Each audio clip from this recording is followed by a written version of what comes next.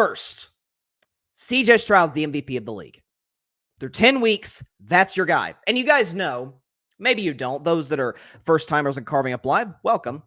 We appreciate that. Hit subscribe. We appreciate it, no question about it. But anytime I discuss MVP, and especially as it revolves around the NBA, because the NBA MVP historically has been a far more, we use it to judge players far more than we do. We use it to judge players in the NBA far more than we do in the NFL. I mean, Rich Gannon, no disrespect to Rich Gannon has an MVP. Tom Brady, the greatest quarterback ever, has only 3 MVPs. Okay, if we're being honest, Tom deserves probably like 10 minimum. Okay, Peyton Manning probably deserves 8. And he's got 5, which is the record. But I put a lot of emphasis on valuable. What is valuable? Well, that's obviously subjective. It depends on what you consider to be valuable. What's valuable in your house? What's valuable? What's more valuable? Is it your car, or is it, whatever the case may be? It's all subjective. But I put a lot of emphasis on, we know it's the quarterback award, and frankly, it should be a quarterback award because that position is 15, 20 times more valuable than the next most important position, whether it's left tackle, whether it's edge rusher, these days wide receiver. The value of the quarterback position is so far ahead of everything else, it's almost silly. Some of that's rule changes, etc. CJ Stroud is a kid. We know his story to a certain degree, right? Came out of Ohio State, second overall pick in the draft by the Houston Texans. And funny thing is, there was a point in time I remember talking about on this show, are the Texans going to take him second overall? That was a genuine discussion. Obviously, the Texans completely sniffed that out. They said, no, we're taking CJ Stroud. This is our guy. This is our franchise quarterback. And thus far, they've proven to be overwhelmingly correct in that assessment and in that decision. But when you recognize what CJ Stroud inherited, just from a team success perspective, the Houston Texans in 2020 with a healthy Deshaun Watson. This is when Deshaun is at the peak of his powers, and the Houston Texans are, coming off of a playoff appearance, and it looks like the things are trending upwards, and they go 4-12 in 2020, which was the COVID season. So maybe you put a little bit of an asterisk next to that.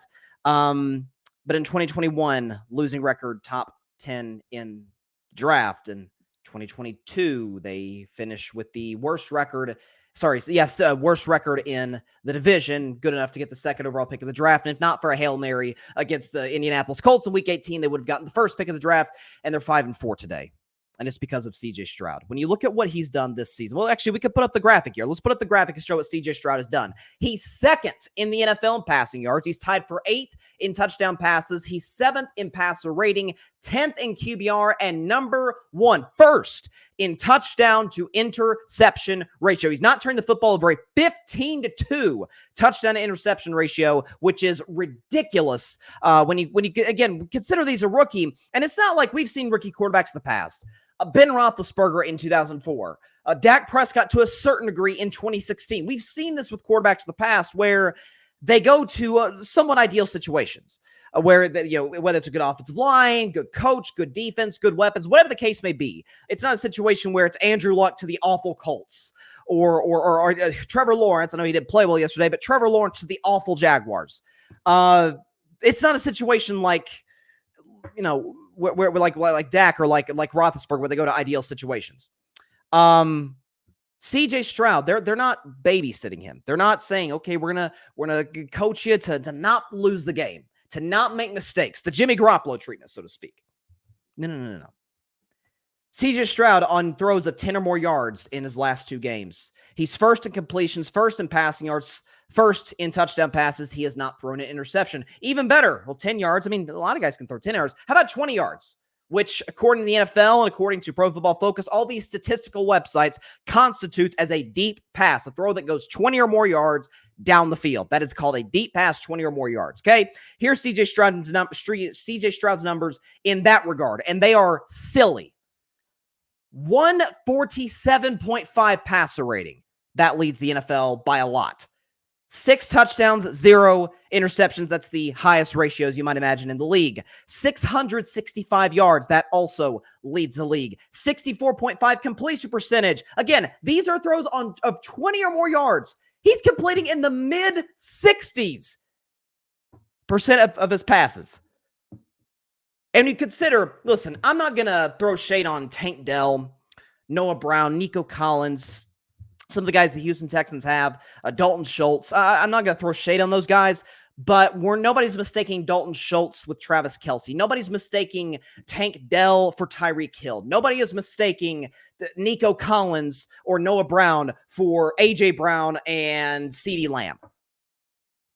For the record, Houston was missing 6 starters yesterday against Cincinnati when they won the game, obviously, 30-27 on another game-winning drive by Stroud. You also consider the fact that earlier this season, when the Texans seem to be reeling, and it's like, okay, the Texans, they'll be competitive, they'll be fine, but we're not really going to take them seriously as an actual playoff threat. He was missing 4 of his 5 offensive linemen and was still winning games against Jacksonville, who up until yesterday had the longest winning streak in the league, and Pittsburgh.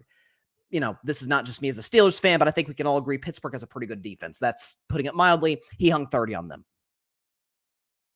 You look at what Houston's doing. You look at what Stroud's doing against Joe Burrow, who is, I think most of us agree, is the second best quarterback in the league to Mahomes. And Burrow had a rough going through 2 interceptions. And frankly, Stroud threw a bad pick that kind of helped Cincinnati get in the game. But if that's like his first big, awful rookie mistake, it took him to midseason, took him to Veterans Day essentially to do that. Congratulations. Like that's outstanding by a rookie quarterback. The shots down the field. Again, making Nico Collins, Tank Dell, Noah Brown, Dalton Schultz household names. Now, to the credit of the Houston Texans, to the credit of obviously their head coach, who I think is up there, if not the front runner for Coach of the Year in D'Amico Ryans, the Texans ran for 188 yards. That's going to help your rookie quarterback in any way, shape, or form. But still, Stroud, a touchdown through the air, touchdown on the ground, 356. He did throw that interception I mentioned, but had a passer rating of 87, which isn't great, but again, led the game-winning drive, QBR of 71. Again, we've got a long way to go. We still have another 8 weeks left in the regular season. We still have another 2 months to go, essentially. We still got to go Thanksgiving and Christmas and New Year's and basically a week and a half after that before we even get to the playoffs. But when you look at what the Houston Texans are doing, again, they're a game back of the Jacksonville Jaguars for the NFC South lead, or sorry, AFC South lead, rather. And you look at their schedule, it's not exactly filled with world beaters. They have the Cardinals. Now, the Cardinals won yesterday. They're still 2-8. They're not a very good football team. They have the Cardinals next week at home. Then they got a big game. In my opinion, the NFL should flex this game to potentially Sunday Night Football. Jaguars, Texans in Houston. For the record, Houston went there in week 3 and bludgeoned Jacksonville. Stroud, everybody included. Denver, which Denver seems to be getting their act together, but they're still 3-5. Again, we'll see them tonight. Then they play Zach Wilson and the Jets. I'm sorry, Jets fans, Aaron Rodgers will not play this game. And if he does, he'll be about 50-60%. At Tennessee, who is not a very good football team, well coached, not that good of a roster. Browns will be a tough one, given that defense. Then they got the Titans again, and then they finish with the Colts. They're sitting here at 5-4. You're telling me they can't make the playoffs? I get the listen. The AFC playoff picture is I don't even want to call it a mess. I mean, it's pretty chaotic right now. But as we sit here today, season ends, Texans are in the playoffs. The Houston Texans, who have been the laughingstock, or at least one of them, of the National Football League for the last 3 years, would be in the playoffs today. And for the record, they take on Baltimore. Baltimore's dealing with their own problems. Baltimore actually did beat Houston way back when in week 1, but that's way before Stroud, found his comfort, before this Texans team kind of found its identity. This kid is special. And listen, I liked him more than Bryce Young. And for the record, and I will die on this hill, I still think Bryce has potential. I do. I see him make throws where I'm like, okay, there it is right there. That's the guy I saw at Alabama who put the fear of God in me as a Tennessee fan back in October, and put the fear of God in a lot of teams, Auburn, Georgia, etc. Like, we've seen Bryce Young do this. The supporting cast in Carolina is awful. I get that.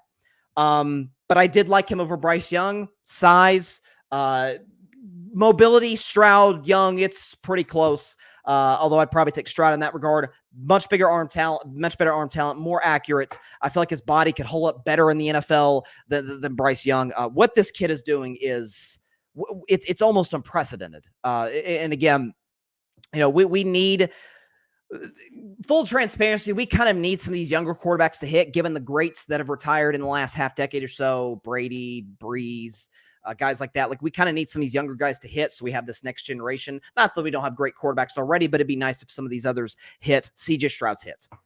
He's already, listen, we can go ahead and put to bed the whole offensive rookie of the year. That's unanimous. That's like Steph Curry in 2016. It's unanimous. Like, don't even discuss it. MVP, there's guys I consider, one of which I'll talk about in a couple of segments, in the guy in Dallas. There's a guy in Detroit too, I think is in the discussion. The guy in Kansas City, Mahomes, heard of him? Yeah, I've heard good things about him. Here, he's a pretty good quarterback. I'm not going to totally write him off yet. The guy in Philadelphia, Hurts, not going to write him off yet either. But right now, numbers and true value, again, this isn't to diminish what Mahomes has around him or what Hurts, Dak, Goff have around them. Heck, I still think Lamar's not out of the race yet, even despite yesterday's poor performance. What this guy's doing is unbelievable for a rookie. This would be impressive if he were a 5-year vet, a rookie, dealing with injuries to the offense virtually all season long, going on the road to Cincinnati, probably the hottest team in football, feeling good about itself. Joe Burrow's playing well, and the defense well coached, and the pass rush that they got there. You go on the road and beat them? Special, man. Absolutely special. CJ Stroud today, yeah, he's the MVP frontrunner, and I think it's pretty clear. Not going to say it's just this huge gap between Stroud and everybody else, but man, this kid is absolutely putting on a show for the rest of the NFL world to see. Thanks so much for watching the show on YouTube, and be sure to go click that big red subscribe button and check out the other clips and full shows from Carving It Up Live, as well as our other incredible content creators here on the Grid Network.